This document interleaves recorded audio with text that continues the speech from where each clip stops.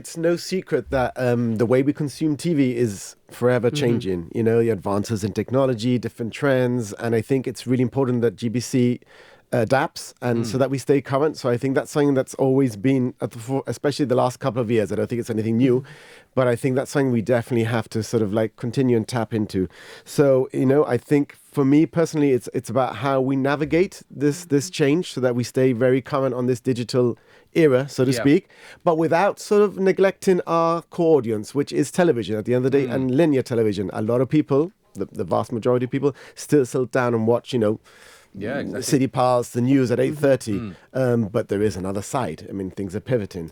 So it's about finding a way that we can sort of navigate, you know. Now more than ever, it's so important that we continue to be the trusted voice of Gibraltar, you know, and while the rise in AI is inevitable and it's not all bad, you know, it can be good in some aspects. I feel like we're broadcasting in particular, everything that we report on, you can trust, you know that the GBC News, everything is verified, checked, and our voices and our content are authentic because nothing can replace that human connection that we have with the community, which is at the heart of everything we do. And AI can never replace that. So it's all about being authentic and knowing that when you tune into GBC, whether it's on television or on Radio Gibraltar, it's a human connection you're getting, and it's also a trusted, verified voice at the other end of a news bulletin.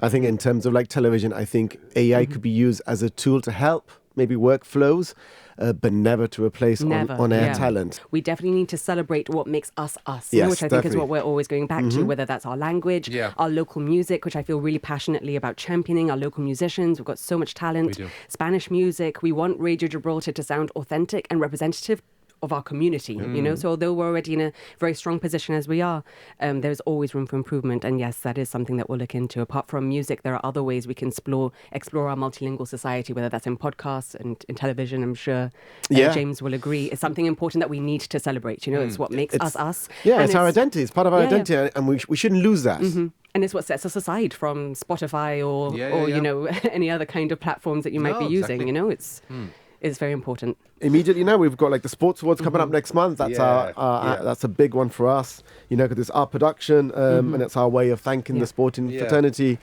We've got a lot. We've got international football as well coming back in March.